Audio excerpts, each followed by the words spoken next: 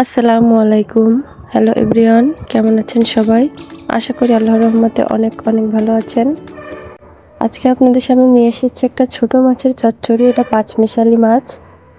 এখানে পার্শে মাছ, ট্যাংরা মাছ, বেলে মাছ, তপিসে মাছ, আরও একটা কি মাছ আছে। তো এই 5-6 রকমের মাছ দিয়ে আজকে এই চচ্চড়িটা হবে। তো এ ধরনের ছোট মাছের রান্না কিন্তু খুবই টেস্টি হয়। তো আমি এই মাছটা আসলে নানি দাদিদের মতো করে রান্না করেছি, হাতে মাখিয়ে। তো এভাবে রান্না করলে বেশি মজা হয়। তো এর আগেও আমার ভিডিও দেওয়া আছে। তো এভাবে মাছটা রান্না করছি, তো চলুন দেখে নিই। এই যে ছোট মাছ পরিষ্কার করে ধুয়ে নিয়েছি কেটে। তো এই যে দেখুন, এরকম ছোট ছোট মাছ।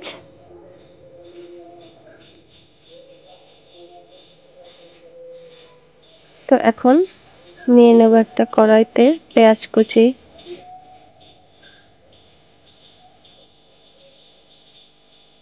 তো পেঁয়াজ কুচির পর এরপরে দিয়ে নেব লবণ, হলুদ।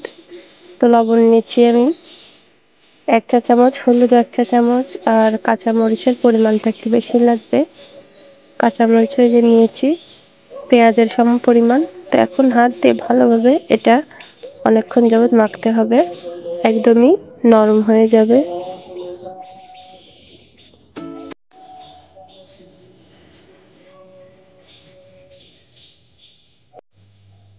এবার দিয়ে নেব তেল। তো তেলের পরিমাণটা একটু বেশি লাগবে।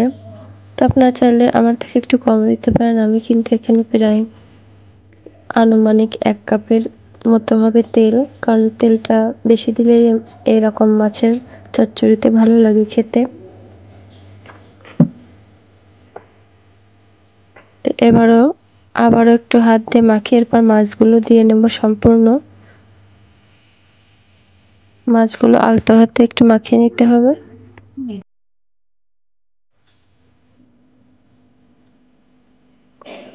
তো এবারে পানি দিয়ে নেব।